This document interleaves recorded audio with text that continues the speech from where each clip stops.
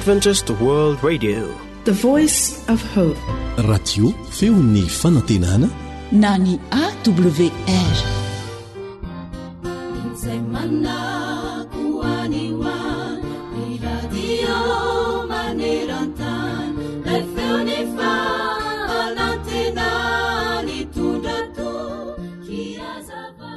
Indray andro dia nisy lehilahy mpamangy kristianina iray.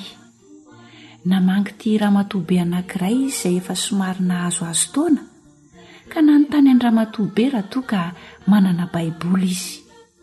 Tezitra tokoa raha nenibe nandre izany, ka hoy izy namaly an'ilay lehilahy kristianina namangy azy hoe: sao dia eritreretinao fa tsy kristianina mpivavaka ary aho.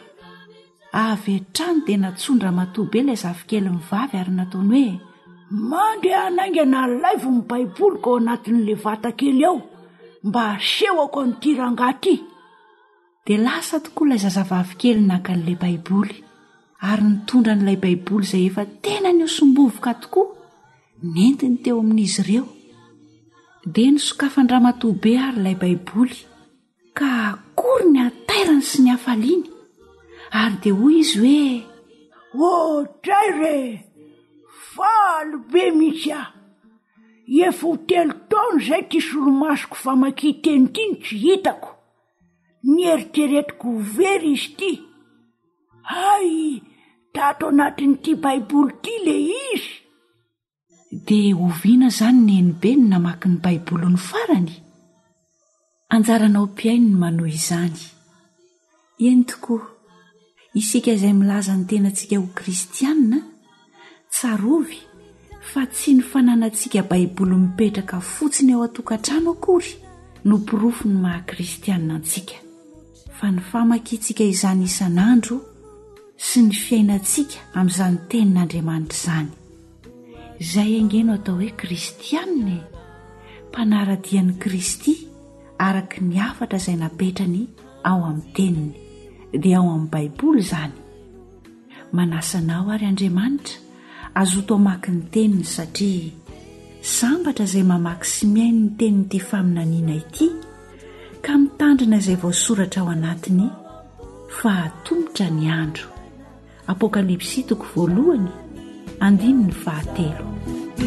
Miteny ny baiboly hanisan'andro mofonaina, rasoao ampofazamalaina fatomotrany andro izay.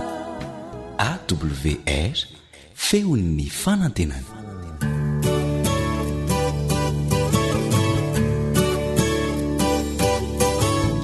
Atolotry ny feo fanantenana ho anao, tsara ho fantatra.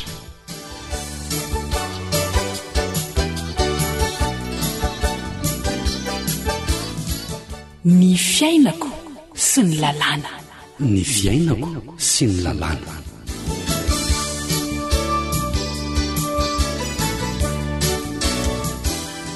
Mankasitraka antsika tafaraka ato anatin'izao fandaharana tsara ho fantatra izao. Miarahaba tompoko dia mirary soa an'ny tsirairay ao amin'ny ankonana.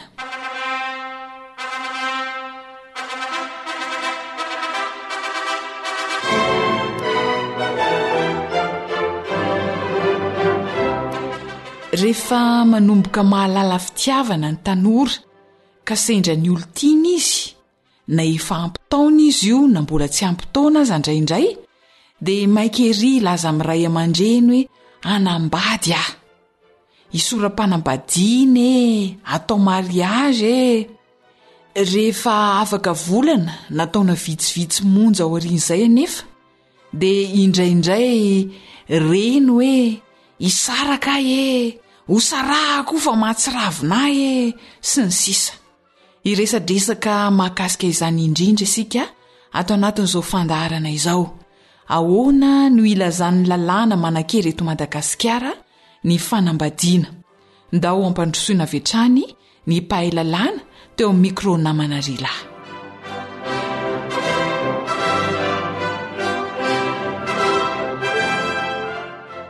Ato anatin'ny zanam-pandaharana ny fiainako sy ny lalàna tokoa sika izao.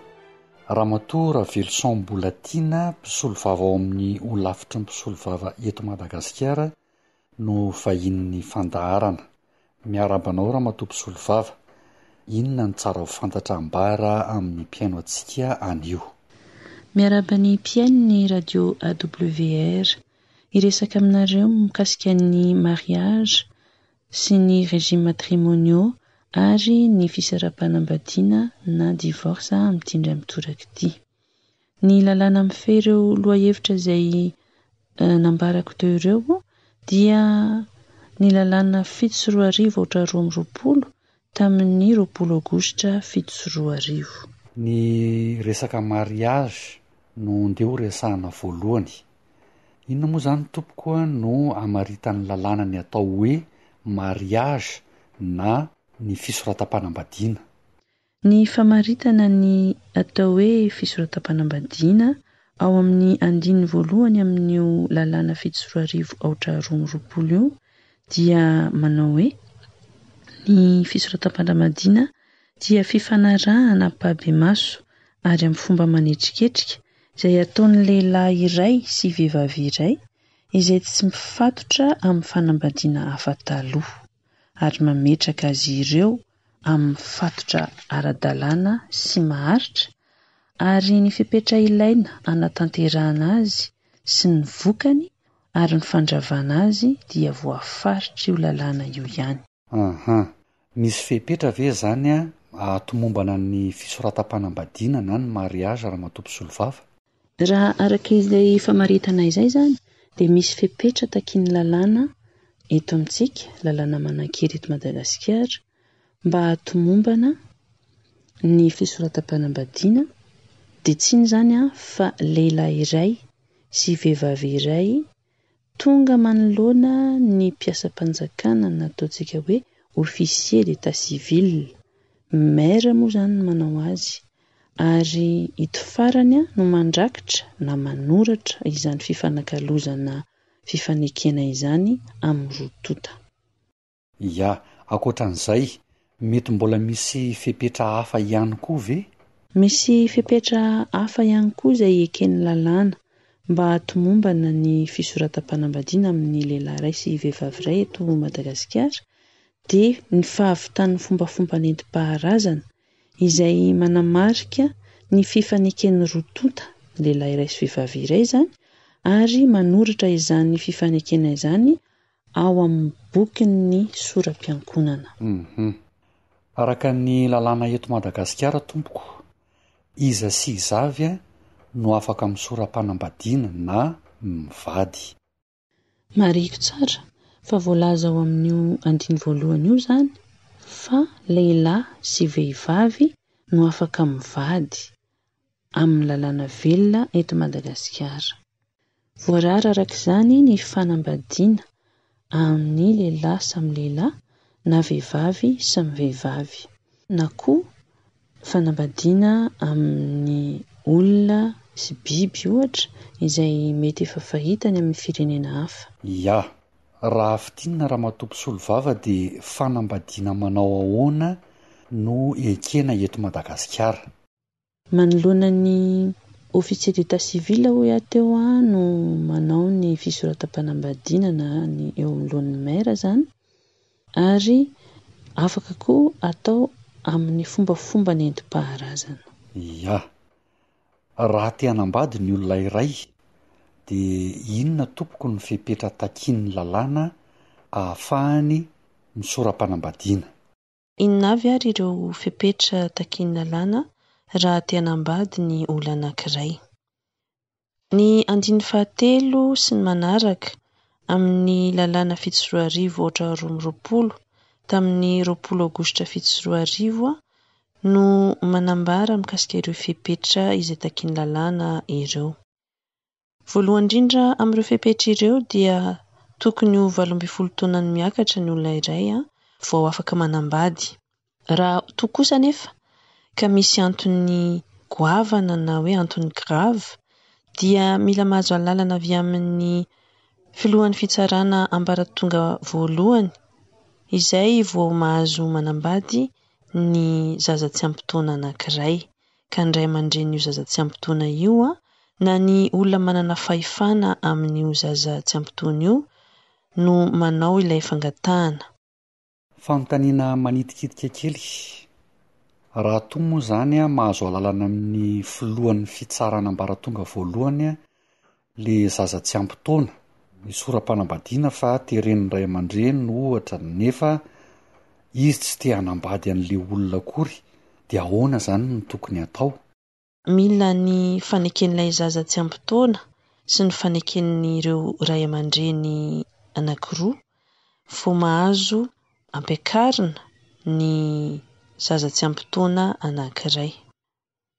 Fanamarihana ihany koa hoe tsy manakana velively ny mety ofisian'ny fanenjehana ara-heloka mikasika ny fanodikodinana zaza tsy ampitoana, ohatra ny alalana izay azo mba hahafahan'io zaza io manambady. Ny fepetra faharoa izay takin'io lalàna io dia ny fanekena tsitrapo na hoe consentement.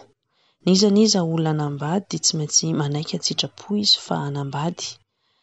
Ny dikan'izany dia tsy ara-dalàna ary tsy mahafeno ny fepetra ny fanekena azo avy amin'ny herisetra na azo tamin'ny fitaka. Ahoana izay fanekena tamin'ny fitaka izay tompoko? Ame ohatra, efa voalaza teo aloha moa tamin'ny famaritana natao hoe fisoratam-panambadiana fa tsy maintsy lehilahy iray sy vehivavy iray no mivady. Raha ohatra zany misy lehilahy anankiray izay niova ho lasa vehivavy izy, nanova ny tenany ho lasa vehivavy izy, zavatra misy zany amin'izao fotoana izao, dia niaraka tamin'ny lehilahy izy, ilay lehilahy io dia mieritreritra azy ho vehivavy izy.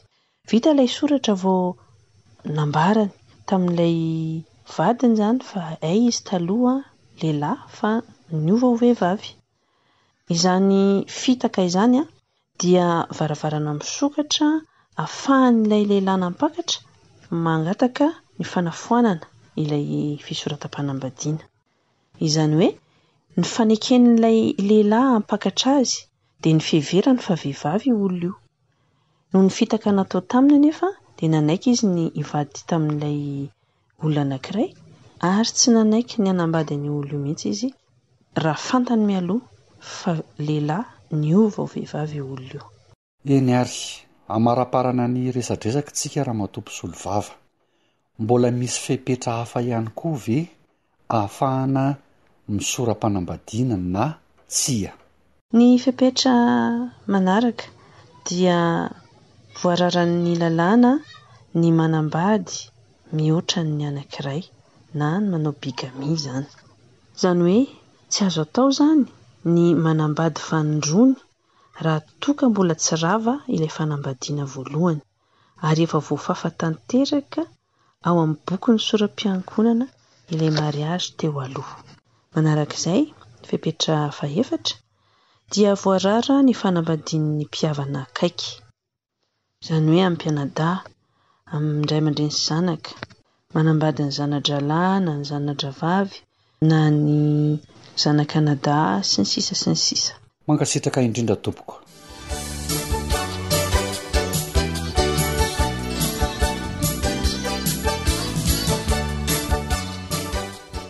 Tsara tokoa ny ahafantarantsika ny tokony ho fiainantsika eo anatrehan'ny lalàna manan-kery eto Madagasikara. Ahatonga antsika tsy hanaonao foana fa hiaina fiainana milamina. Isaorana indrindra ny mpisolo vava Ravelo Samboulatiana nanoro antsika ireo tsara ho fantatra mahakasika ny fisoratam-panambadiana.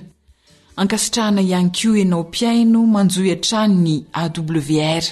Ifarany eto ny fandaharana tsara ho fantatra, zohanitra sy ry lano ny farimbona na hatotosa izany, hitahantsika rehetra ny Andriamanitra.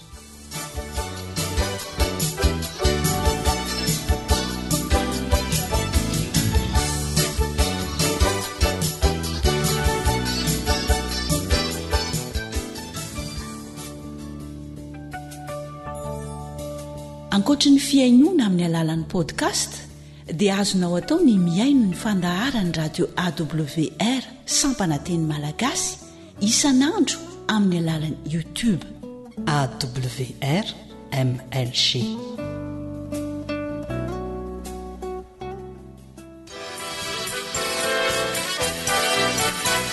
awr manolotra ho anao feo ny fono tena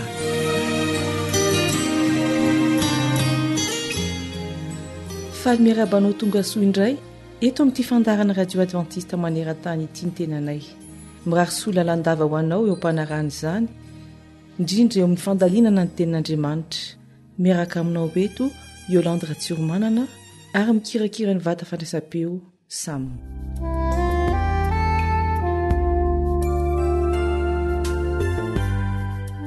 Ny zavatra iray tena mampiorokoditra sy sarotra zakaina dia mijery olona simba ny endriny noho ny zava-mipoaka teo akaikiny na explosion angano mahazatra antsika. Matetika amin'ny trano izany rehefa misy bomba mipoaka. Ny endrika simba vokatry ny fipoahan'ny fitaovam-piadiana mantsy dia sarotra amboarina tokoa ary tsy ny endrika ihany no simba fa ny maha olona mihitsy ny tena manontolo mihitsy. Ny olona efa tratran'izany dia tsy mety zatra mihitsy hoe io ve ny endriny. Ny fianakaviana sy ny namana akaiky moa dia aoka fotsiny fa toa tsy io ilay olona fantany, toa olon-kafa fa tsy izy intsony. Fahoriana sy ratra sarotra sy tranona ny manjoa ny olona izay simba ny endriny. Izany ratra-po sy fahoriana izany dia iainan'Andriamanitra ka mialoha ny idirantsika amin'izany dia hiara-mivavaka isika aloha.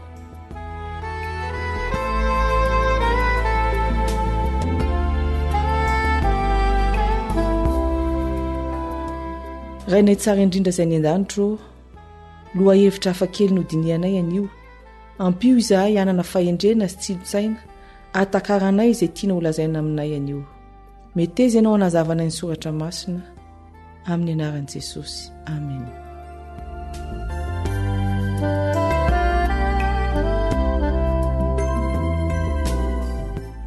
Raha mamaky ny Baiboly isika ao amin'ny Genesis toko 1:1-7.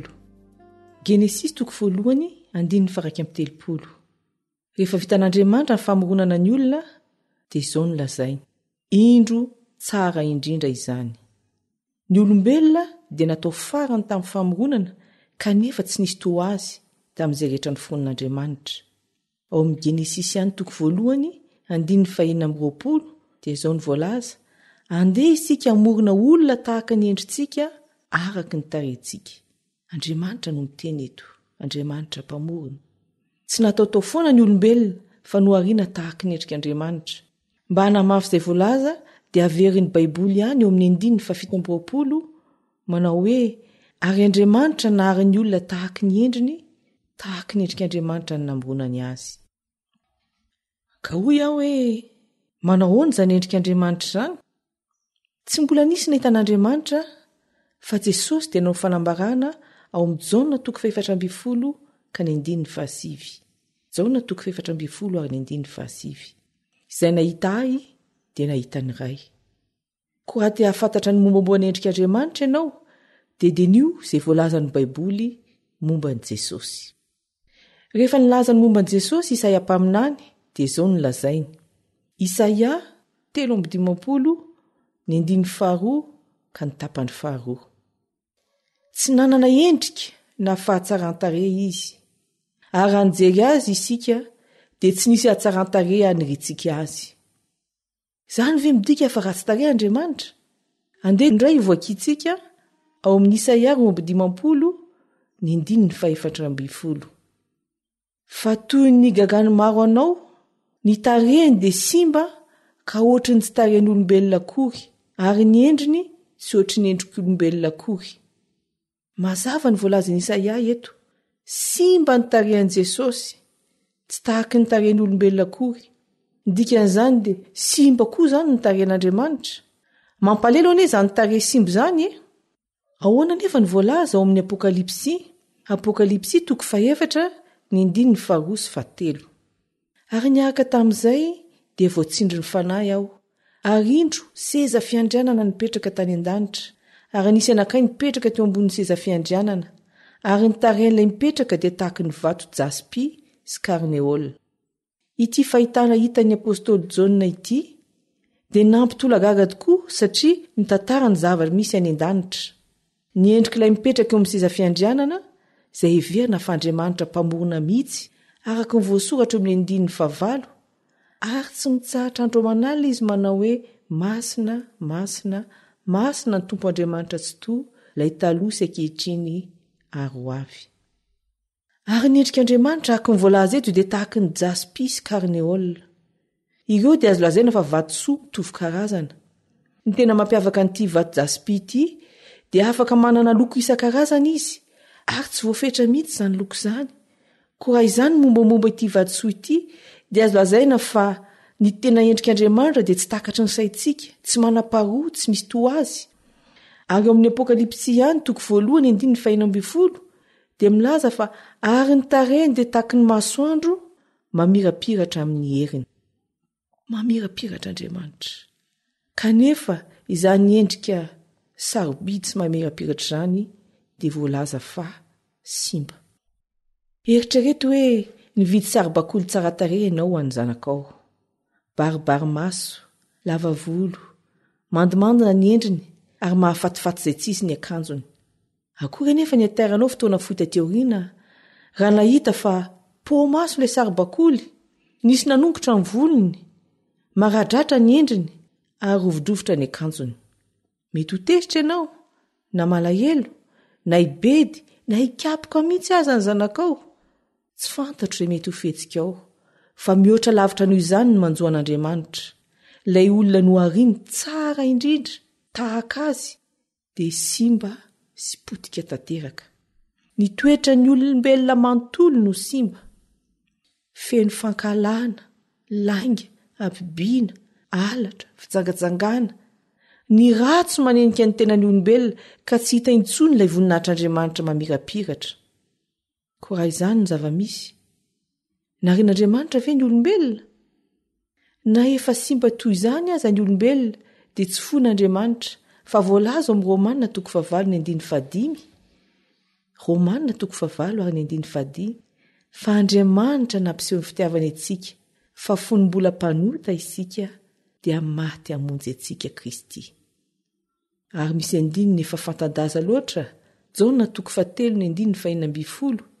Jaona 7:5 manao hoe fa toy izao ny tiavan'Andriamanitra izao tontolo izao, nomeny ny zanany lahy tokana mba tsy ho very izay rehetra mino azy fa hanana fiainana mandrakizay. Ary izao ny voalaza ao amin'ny Koritianina 2. Koritianina 2 7:20. Fa isika rehetra kosa amin'ny tava tsy misarona dia mijery ny voninahitry ny tompo toy ny amin'ny fitaratra ka hovana ahazo izany endrika izany. Izany hoe arakaraky ny andiniantsika ny toetra ny Kristy sy banjinantsika azy no ahatonga antsika ho voaova hanahaka azy. Ny atao hoe banjina an' Jesosy dia mianatra ny fiainany araka ny voasoratra ao amin'ny Baiboly. Rehefa manaiky azy ho mpamonjy ianao dia mandalina ny momba azy ary mahita fa tsy misy ota eo aminy ary hankahala izany ota izany koa ianao. Kristy sy ny momba azy no lasa mameno ny eritreritra, ny fiainana ary tsy misy intsony toerana ho an'ny ratsy. Tsy ho hita eny aminao intsony ilay endrik'Andriamanitra simba fa olom-baovao no hita. Rehefa manatona ny Kristy koa ianao dia mahita mibaribary eo tsy mety amin'ny toetra ka tsy te hijanona amin'izany fa te hiova hiatsara hatrany hatrany.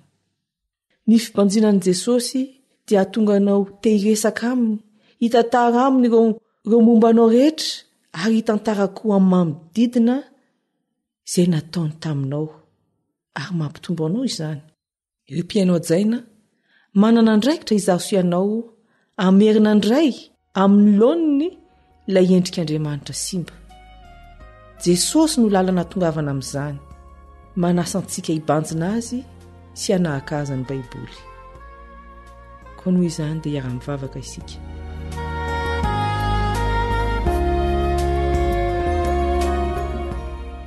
Ray malala izay ny an-danitro, mahatsiaro menatra izahay fa tsy maneho ny hatsaranao ny endrikay. Mamelana Andriamanitro ary maniry izahay ny anamboaranao izany fahasimbana izany ho mamirapiratra tahaka anao. Noho ny amin'ny anaran'i Jesosy reny ihany no angatana izany vavaka izany. Amen.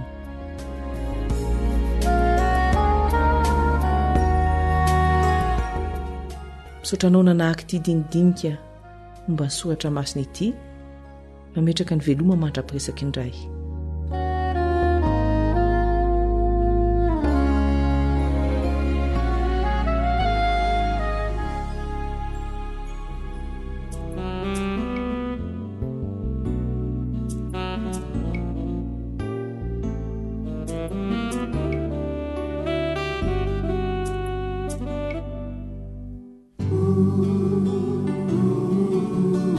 Antokopihira ATF Anosy be faharoa.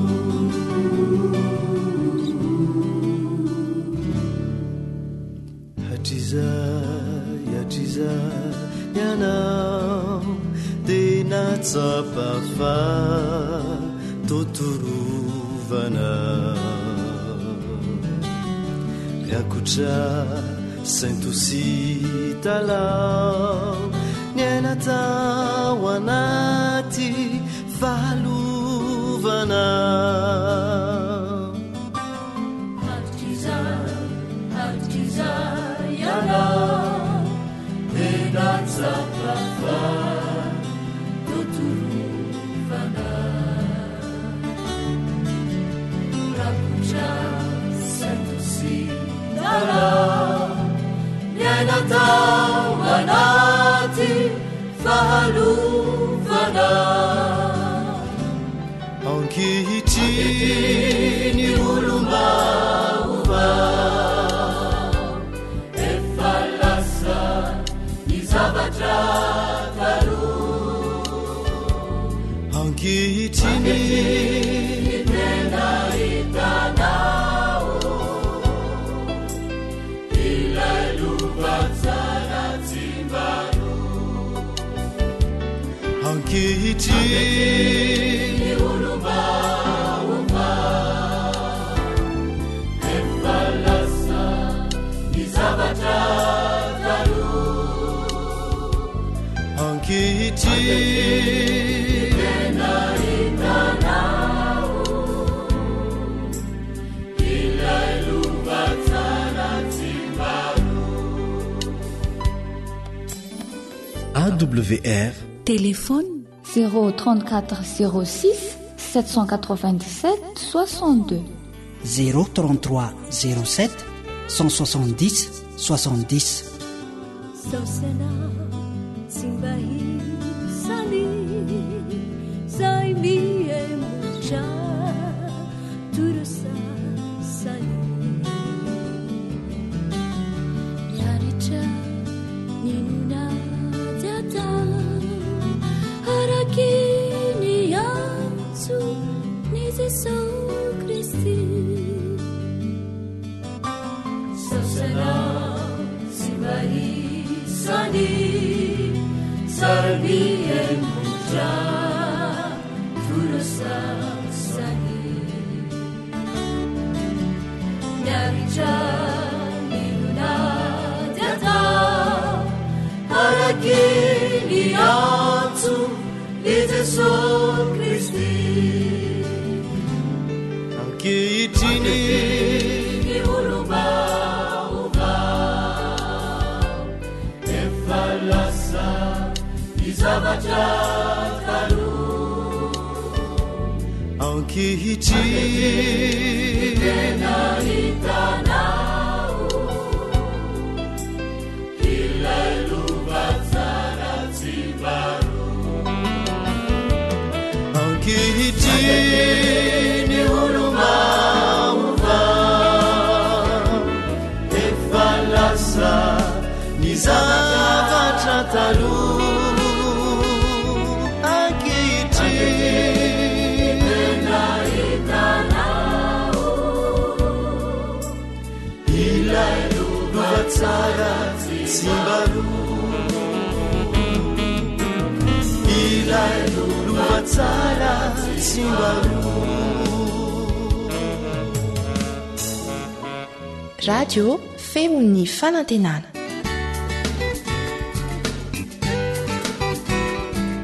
Fianakaviana fon'ny fiarahamonina.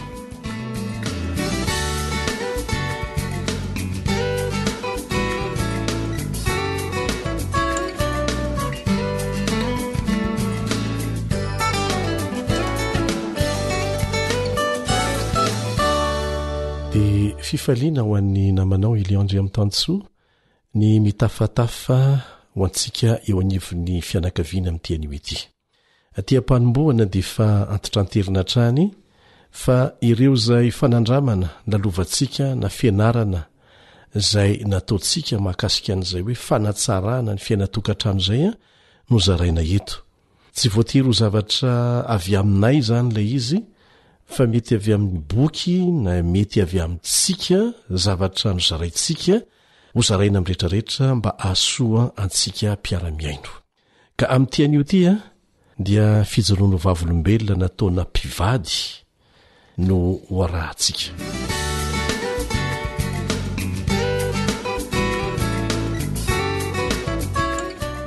Zao ilay fijoroano vavolombelona ataon'izy ireo ary enoko fa tsy ny mpivady rery ihany no tsara miaino azy ity, fa indrindra fa isika tanora izay hiditra amin'ny fanabadiana mba ahitantsika miloha hoe inona ny tokony ho fantatro, inona ny tokony ataoko dia n'izao.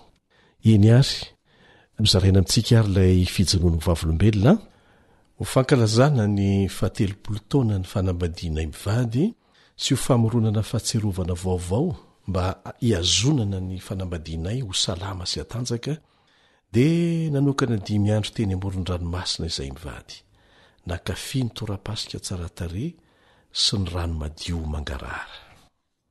Tena nafinaritra fotsiny tsotro izao izy ny fotoana ny laninay teny amoron-dranomasina.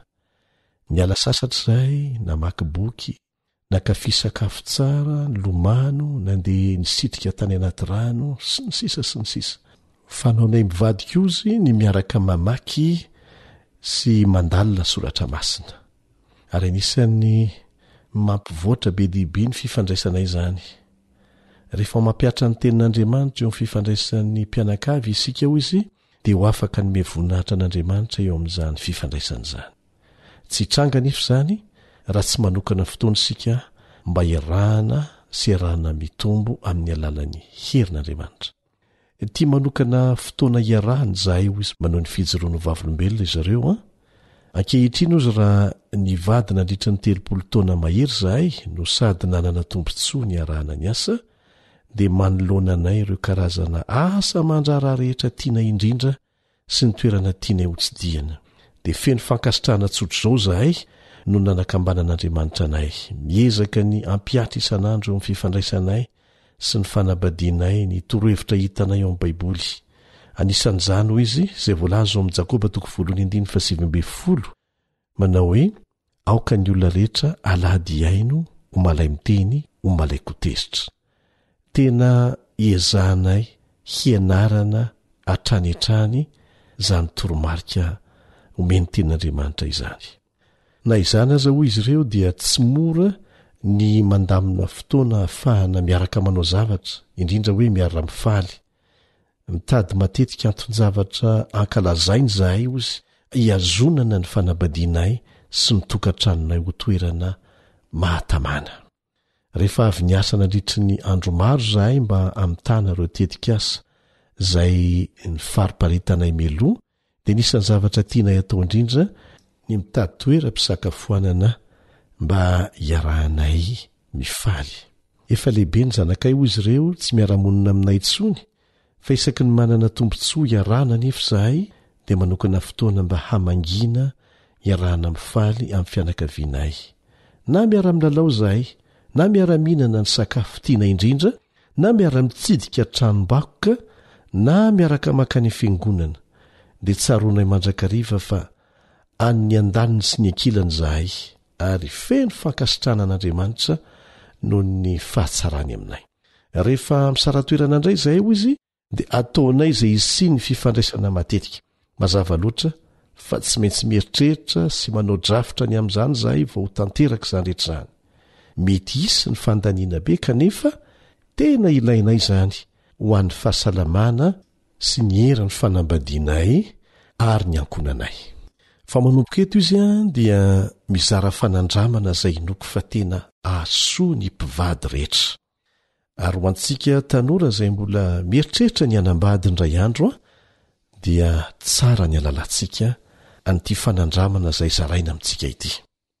Izao no lazainy tanteraka mora kokoa ny fikasan'andriamanitra ho an'ny fanambadiana rehefa mampiasa ilay antsoina hoe kaonty ara-pihetsepo ny mpivady.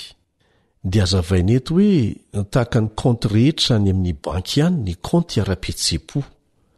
Ho antsika izay mpametraka vola any amin'ny banky zany a dia mahalala an'izany, na ny tsy mpametraka vola any amin'ny banky aza dia mahafantatra ny fisiany zany, zany hoe fametrahana vola, fitehirizana vola any amin'ny banky zany.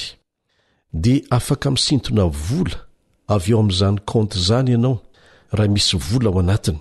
Dia fantatsika rehetra ny zavatra mitranga rehefa betsaka kokoa ny vola sotominao avy amin'ilay kaonty ao amin'ny banky no ny vola arotsakao ao amin'ilay banky.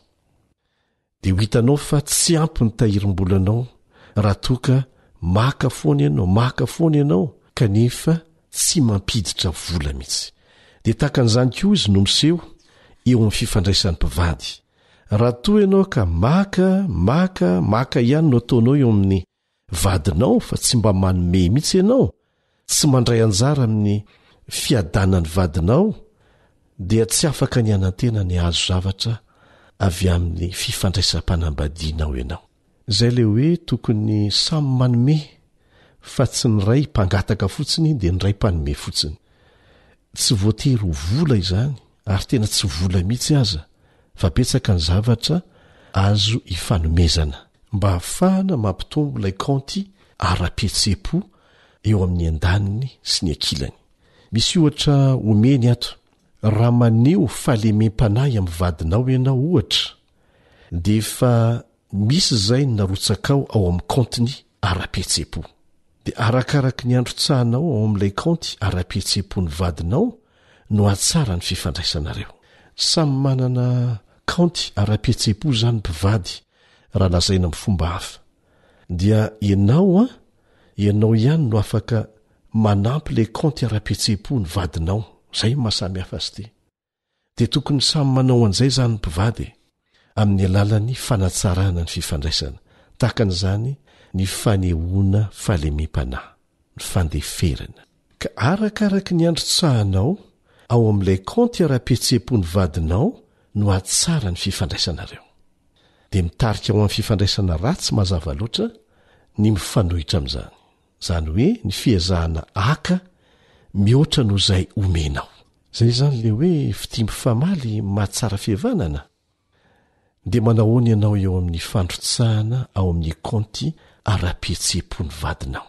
Satria ny vadinao tsy afaka manao zany ho azy, fa tsy maintsy ianao no mandrotsaka ao amin'ny kaonty ara-pihetsepo ny vadinao. Dia apetrao ary ny fanontaniana. Malemy fanahy ve ianao, maneho fahalemem-panahy ve ianao, maneho faharipo aminy ve ianao, ianao ve manoana azy, mampahery azy, mba mamela heloka tsy tapaka azy. Sa mifanohitra amin'izay, sa mpanaraby, tsy mba manana faharetana, pitsikera, sarotiny, sarotra iramonina, mpanafitohina, dia asika tohizana lavabe. Fa izao hoe na sarotra manao ahoana aza ny fifandraisana eo amin'ny fanambadianareo, dia azonareo atsimbadika ny zavatra rehetra. Raha toka manapa-kevitra ny anomboka anao ny zavatra rehetra amin'ny fomba hafa ianareo. Aza jerena amin'ny lafiny hoe inona no azonao raisina eo amin'ny fanambadianao, fa atombohy amin'ny hoe inona no azonao omena. Ary andramony arakaraka ny anomezanao no andraisanao.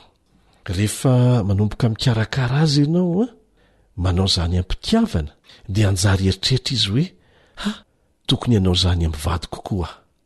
Dia mila mizatra n'izany ny mpivady mandra-pahatonga n'ilay toetra tia mifanampy hanjaka eo amin'ny fifandraisany. Ka ireto zany misy fihetsika vitsivitsy afaka manampy ny mpivady hamerina amin'ny laoniny ilay kaonty ara-pihetsepo ny tokantranony. Misy enina izy reto fa ny anankiroa ihany aloha no alefantsika amin'ity anio ity, dia toy izantsika amin'ny manaraka. Ny fandiniana natao zany dia nahitana fa ny mpivady vonona ny anandrana vonina ny anandrana farafakeliny ny anankiray amin'reto sosikevitra enina ireto a dia ampoizina fa ahita fiatsarana avetrahany eo amin'ny fifandraisany. Inona avy ary izy ireo? Ny voalohany a dia izao atsaharo ny fiheverana ny fanabadianareo ho tsy milamina. Zay le torohevitra omeny ato. Atsaharo ny fiheverana ny fanabadianareo ho tsy milamina. Mety tena tsy milamina mihitsy aloha le izy. Fa ny torohevitra omeny eto zany a dia ho fanarenana an'izay mihitsy. Dia ahoana ary ny fomba anatanterahana an'izany? Samy mianatra tsika eto a, mpiara-mianatra tsika. Fa izay koa dia mbola anisany mianatra an'izany. Ahoana ny fomba anatanterahana an'izany? Ara-psikolojia dia misy lalàna mifehany io saitsika io. Ny olona dia natao hino izay lazainy tenany amin'ny atidohany. Aka ohatra isika, raha miteny foana ianao hoe tsy milamina rangany fanambadiako a, tsy milamina fanambadiako a, zay foana ny teneninao dia voarainy ny atidohanao zany, dia hanomboka hino an'izany ianao. Lalàna voajanahary mifehny atidoha zay, satria rehefa mamerimberina an'izany ianao dia tahaka ny miteny amin'ny atidohanao hoe ampifanarao amin'izay zavatra teneniko izay a ny zavatra ataoko. Ary voajanahary zany zavatra izany averina ihany. Tsara ho fantatry ny rehetrarehetra izany, na ho an'ny tanora vao hanambady na ny mpivady efa lehibe. Ka raha tianao ny hivoara ny tokantranonao, ny ampitsimbadika ny toe-javatra izay manahirana eo amin'ny fifandraisanareo mpivady zany a, dia manombo milaza amin'ny tenanao ireo zavatra tsara izay mampiavaka ny fiarahanareo mivady.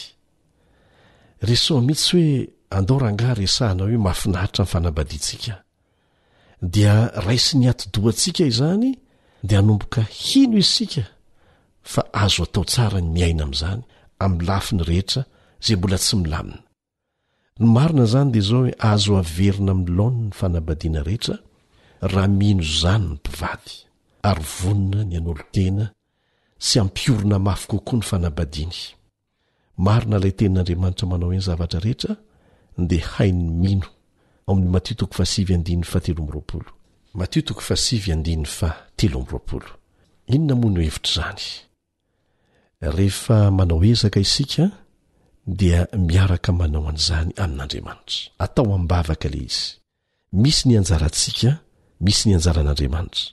Miaraka mizotra hatramin'ny farany ireo, fa tsy hoe manao ny anjarantsika aloha sika izay vao manao ny anjarany Andriamanitra, fa miaraka atao ambavaka zany la ezaka izay atao. Ny torohevitra faharoa manaraka an'izay dia izao: mivavah amin'ny fonao rehetra ho an'ny fanambadianao sy ny vadinao. Efa mba nanandrana an'izany ve isika? Mivavaka ho an'ny fanambadiantsika, na mikorotana io na milamina, mivavaka ho an'ny vady. Irahantsika mahalala f'Andriamanitra ilay mpamorona no namorona ny fanambadiana. Noho izany a, tsy hoe fahendrena fotsiny fa tena zava-dehibe koa zany mihazona azy, mihazona an'Andriamanitra zany ho ivo ny fanambadiantsika.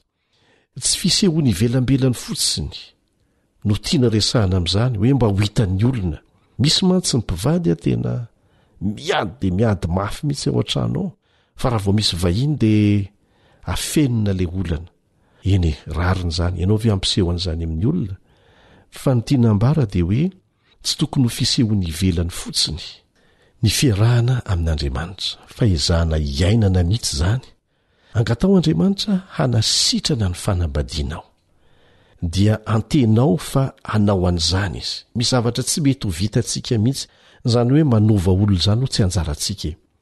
Zay koa mantsy ny mahatonga ny olana matetika. Isika miezaka manova toetra ny hafa. Na amin'ny fifandraisana amin'ny hafa izany dia misy izay. Tsy anjaranao ny manova ny toetrany, fa asan'Andriamanitra amin'ny alalan'ny herin'ny fanahy masina eo amin'ny olona anankiray izany. Dia hitantsika amin'izay ny mazava-dehibe an'le hoe vavaka.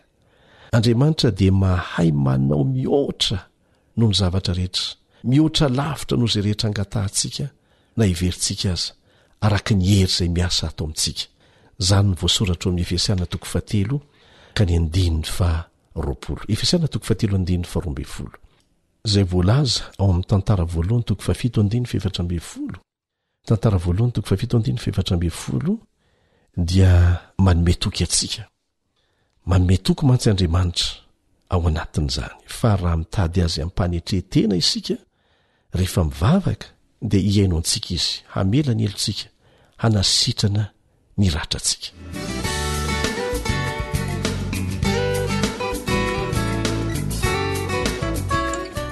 Dia izay koa ny namarana ny fotoanantsika teto tamin'ity anio ity. Efa misy ho saintsainy izay na ho an'ny tanora izay mikasa ny hanambady indray andro na ho an'ny mpivady vao na ho an'ireo mpivady efa tranainy. Ny tompony tahantsika mba samy anao fanandramana, aza manao mangidy sy andramana satria atao miaraka amin'Andriamanitra izy ity. Dia misaotra anao mizara fanandramana, mizara fahalalana mba hampanankarena ny fandarantsika. Antsoy ny larana telefônina izay omenanao eto mba ahafahanao mizara izay mety asony hafa. AWR téléphone 034 06 797 62 033 07 170 70. Dia izay koa ny namarana ny fiarahantsika teto tamin'ity anio ity. Manao mandra-piona vetivety ny namanao Elion Andremitanso.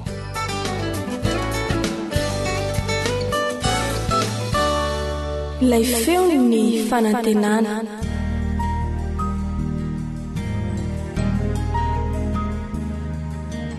Faniteninao no fahamarinana. Taridalana manokana fianarana baiboly avoaka ny fiangonana Adventista maneran-tany. Iarahanao amin'ny radio feo ny fanantenana.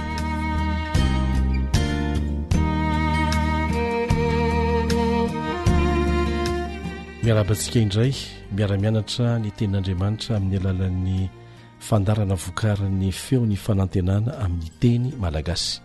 Miaraka aminao hatrany ny mpiara-mianatra aminao Elion Andremitanso.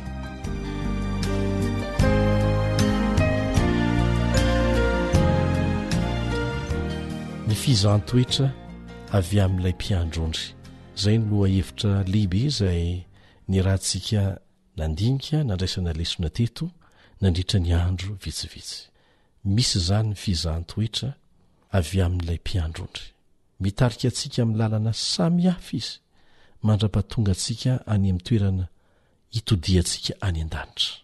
Misy lalana izay hamelany antsika, ahafahantsika mandalo fizan-toetra, ahafahana manamboatra antsika, manamboatra ny toetra antsika mihitsy raha vatanina ny resake, mikolokolo toe-tsaina izay tia ny ananantsika.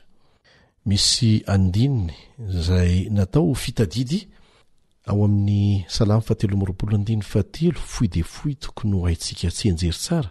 Salamo 7:27 manao hoe mamelombelona ny fanahiko izy, mitarika ahy amin'ny lalan'ny fahamarinana no ho ny anarany izy. Mamelombelona ny fanahiko izy, mitarika ahy amin'ny lalan'ny fahamarinana no ny anarany izy. Mitarika ahy amin'ny lalan'ny fahamarinana izy. Ny lalana rehetra hitariany antsika dia misy antony avokoa. Lalan'ny fahamarinana no ilazany azy, ary no ny anarany no anaovany an'izany amintsika, fa tsy no ny amintsika, no ny fahasoavany. Noraisina ny Salamo 7:20 mba amora ny fahatakarantsika, izany hoe Andriamanitra mitarika ny lalantsika amin'ny lalan'ny fahamarinana no ny anarany izany. Vao manomboka ny Salamo 7:20 andiny voalohany dia izao ny vakitsika eo: Jehovah ny mpiandry ahy, tsy hanan-java mahory ahy. Ary izany mihitsy no andrasantsika amin'izay hoe Andriamanitra izay, mba tonga antsika ilamindamina, tsy hanana zava-mahory mihitsy eo amin'ny fiainantsika.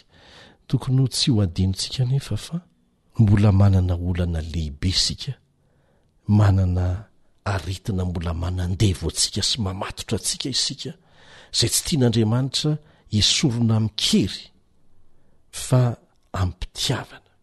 Tsy tian'Andriamanitra ary tsy azon'Andriamanitra tao ny hanaiky ny hidirantsika any an-danitra miaraka amin'ireny zavatra mahatsiravina mamatotra ny fiainantsika ireny.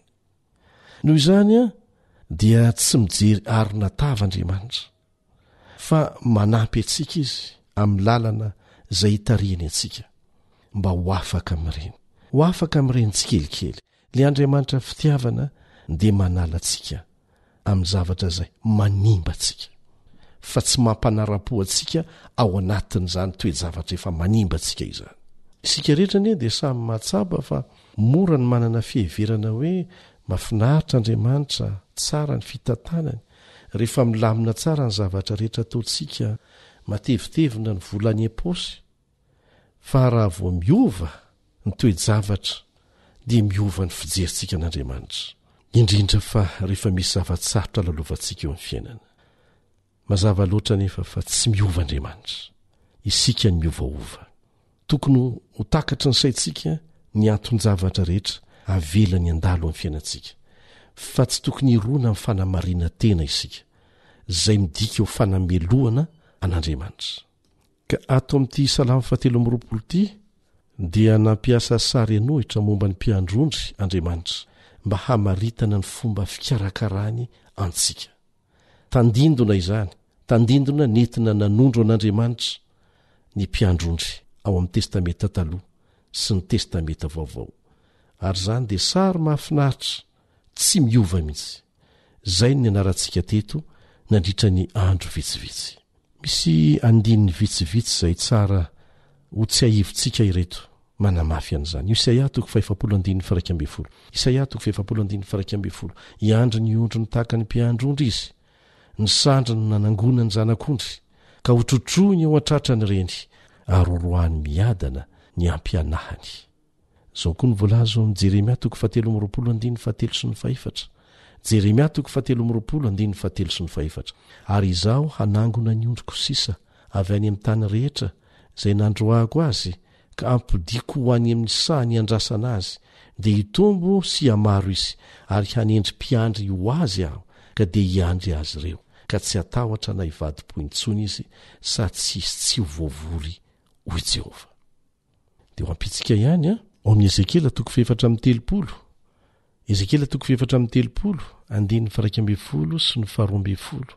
Zao no lazainy Jehova Tompo: endro izaho, eny izaho no ihany ondriko sy andinidinika azy.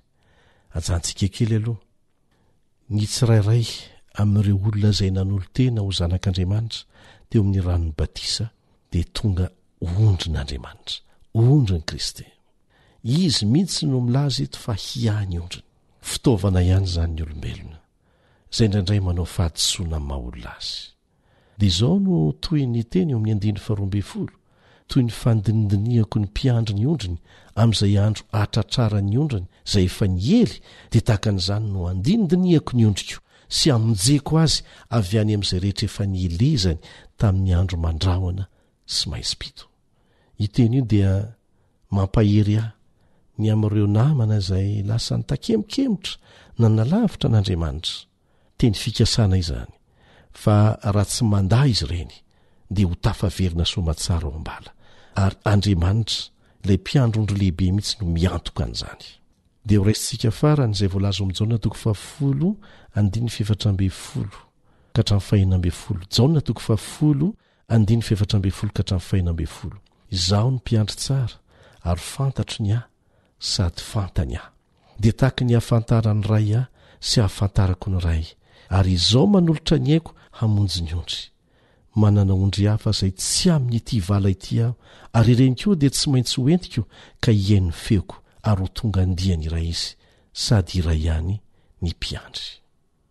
Andray an-tanana ny fitaomana ny ondriny rehetra ho ao anaty vala iray izany Jehova. Ao anaty valany, fa tsy vala ny foroporon'olombelona, ao anaty marimaritra iraisana.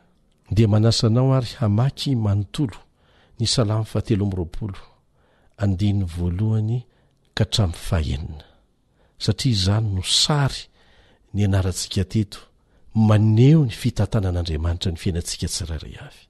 Salamo 7:20, andininy 1 ka hatramin'ny 9.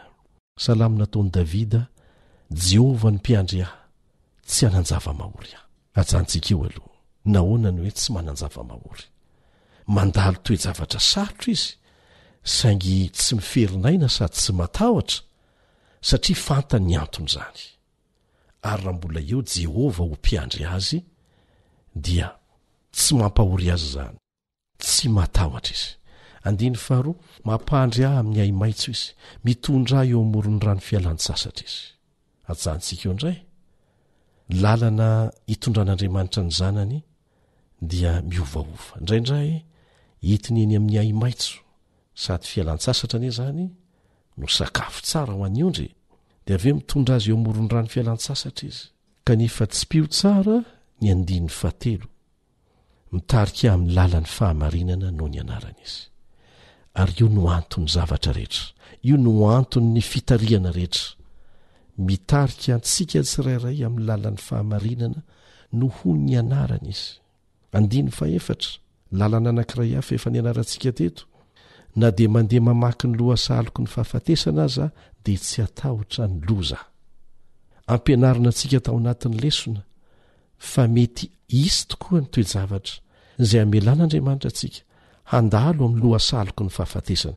kanefa tsy tokony atahotra isika na loza tokoa aza izany satria maninona ianao no amiko izay nytoy ny teny eto ny tsorakazonao sy ny tehinao ireo ny mahafatahotra dia toy izantsika mamelatra latabatra eo any loko io masony fahavaloko ianao azon'andriamanitra tao izany hijery fotsiny fahavalo satria tsy avelan'andriamanitra hanao na inona amintsika dia hoy ny fahamaranana azy eny tokoa fahasoavana sy famindrapo no anaraka amin'ny andro rehetra iainako dia hitoetra ao an-tranon'i Jehovah andro lava ny anarantsika teto fa ny dika teny fototra aza dia manao hoe fahasoavana sy fitiavana feno dia feno no hanenjika amin'ny andro rehetra hiainako tokony ampaherentsika izany ampaherentsika ho mpiandrasana ny fiavian Jesosy indray ny amin'irao ny lanitra dia manasanao eto am-pamaranana hamaky izay voalazo amin'ny boky hafatra ho an'ny tanora message à la jeunesse takila 4:30 sy 5:30 handalo fotoanany fahaverezakevitra mafy sy sedra ao amin'ny fiainam-pivavahany ireo izay ahazo fandresena amin'ny farany tsy pio tsara ireo izay hahazo fandresena zany no ampandalovina amin'ny fotoanany fahaverezakevitra sy ny sedra ary efa fantatsika teo ny antony dia izao ny toy ny teny nefa tsy tokony hanary-toka izy ireo fa taranja ao anao izy taranja ao amin'ny sekolin'i Kristy izany ary tena ilaina hanadiovana izay tsy ilaina rehetra hiaritra mikery ny fanafian'ny fahavalo ny mpanompon'Andriamanitra dia ireo fiantsiana mandratra ary tsy maintsy mandresy ny sakana izay apetraka Satana eo amin'ny lalany kanefa tsy lavo andalana ianao raha toka manohy mijery any ambony fa tsy ny fahorianao ahitan'i Jesosy manolotra ny tanany hanampy anao ianao raha atolotra ho azy amin'ny fahatokiana tsotra ny tananao ary avelanao izy hitarika anao rehefa matoky ianao dia ho feno finoana ao amin'i Kristy no ahitanao fanampiana hanananao toetra matanjaka mirindra tsara tsy havita ninninona amin'ny fahazavana mamirapiratra avy amin'ny toetra toy izany Satana nomen'Andriamanitra antsika ny fanomezany tsara indrindra dia ny zanan'ilay tokana hanandratra hanome asina ary hanomana antsika ononao amin'ny fanjakany amin'ny fanomezana antsika ny fahatanterahan'ny toetrany mivavaka izahay mifampivavaka isika mba samy ho tonga amin'ny fandresena farany amen.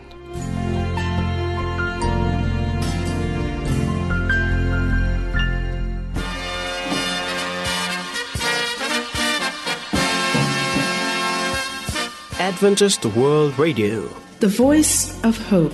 Radio feony fanantenana. Ny farana treto ny fanarahanao ny fandaharan'ny radio feo fanantenana na ny AWR amin'ny teny malagasy azonao ataony mamerina miaino sy maka maimaimpona ny fandaharana vokarinay amin'ny teny pirenena mihoatriny 100 amin'ny fotoana rehetra raisoaryn'ny adresy ahafahanao manao izany awr.org na feo fanantenana.org.